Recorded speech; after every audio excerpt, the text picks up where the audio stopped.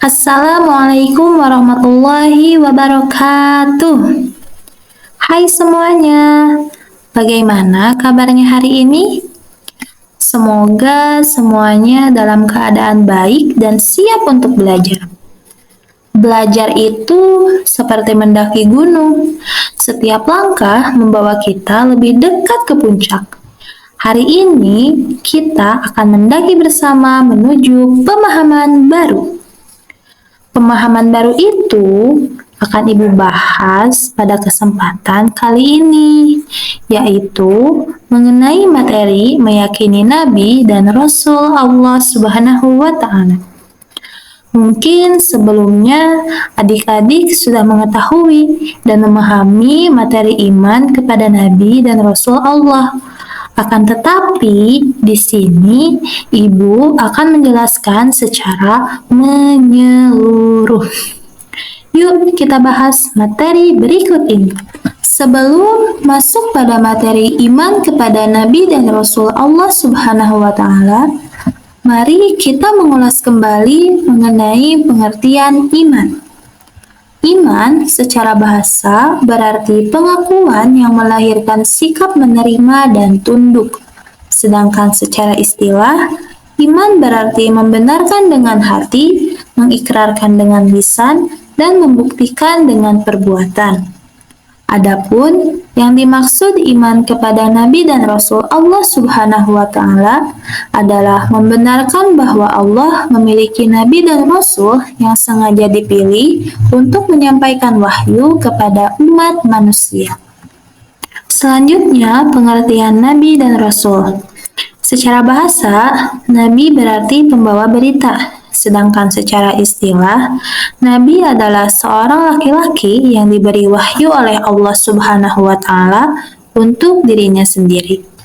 Kemudian Rasul secara bahasa berarti utusan, sedangkan secara istilah, Rasul adalah seorang laki-laki yang diberi wahyu oleh Allah Subhanahu wa Ta'ala untuk dirinya sendiri dan untuk disampaikan kepada umat manusia.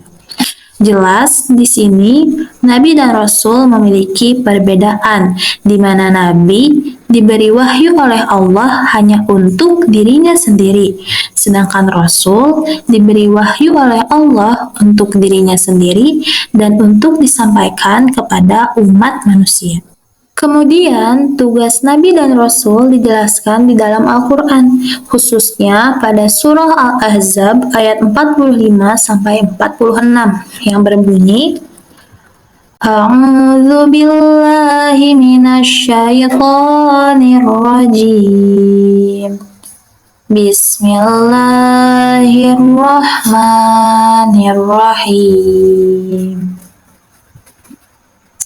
Ya ayyuhan nabiyyu inna arsalnaka syahidan wa mubasysyiran wa nadhira wa da'iyan ilallahi bi'idnihi wa sirajan munira.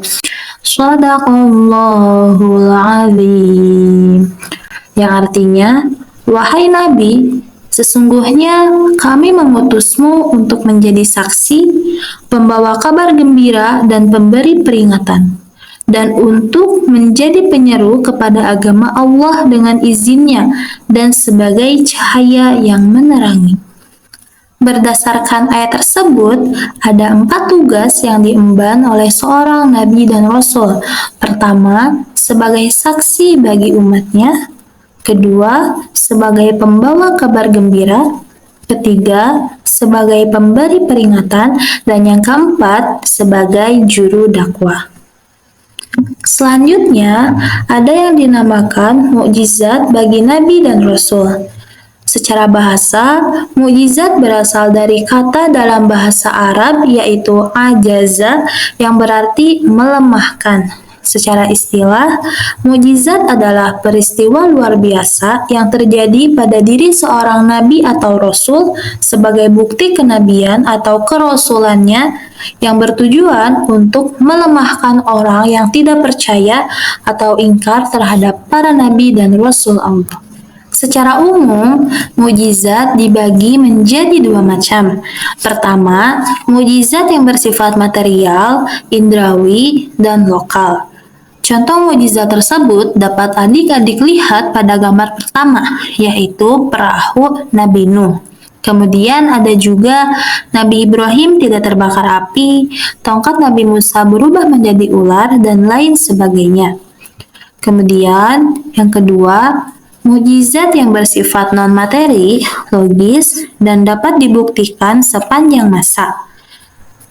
Mukjizat tersebut dapat adik-adik lihat pada gambar kedua, yaitu Al-Quran.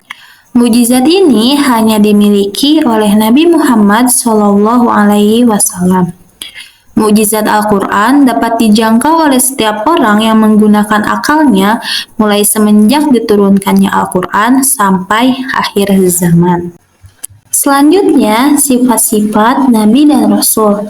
Sifat-sifat Nabi dan Rasul terbagi menjadi 3, yaitu sifat wajib, sifat mustahil, dan sifat jaiz bagi Nabi dan Rasul. Kita bahas terlebih dahulu mengenai sifat wajib bagi Nabi dan Rasul. Sifat wajib adalah sifat yang pasti ada pada Nabi dan Rasul Allah, di mana sifat wajib bagi Nabi dan Rasul terdiri dari 4. Pertama, sifat sidik yang artinya benar. Kedua, sifat amanah yang artinya terpercaya. Ketiga, sifat tabligh yang artinya menyampaikan. Dan yang keempat, sifat fatonah yang artinya cerdas. Selanjutnya, sifat mustahil bagi Nabi dan Rasul adalah sifat yang tidak mungkin ada pada Nabi dan Rasul. Sifat mustahil bagi Nabi dan Rasul terdiri dari 4. Pertama, kidib artinya dusta. Kedua, hianat artinya tidak dapat dipercaya. Ketiga, kitman artinya menyembunyikan. Dan yang keempat, baladah artinya bodoh. Yang terakhir, sifat jaiz bagi Nabi dan Rasul.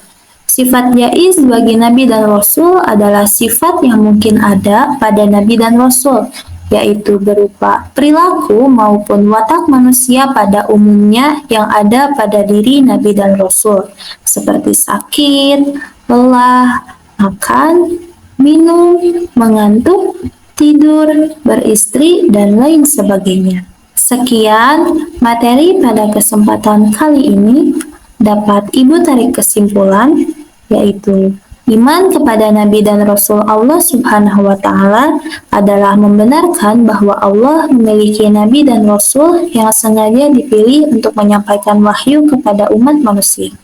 Nabi dan Rasul memiliki tugas, mukjizat, dan sifat-sifat, yaitu sifat wajib, mustahil, dan jaiz. Sekian yang dapat Ibu sampaikan. Mohon maaf apabila ada kekurangan. Terima kasih atas perhatiannya. Sampai jumpa kembali. Wassalamualaikum warahmatullahi wabarakatuh.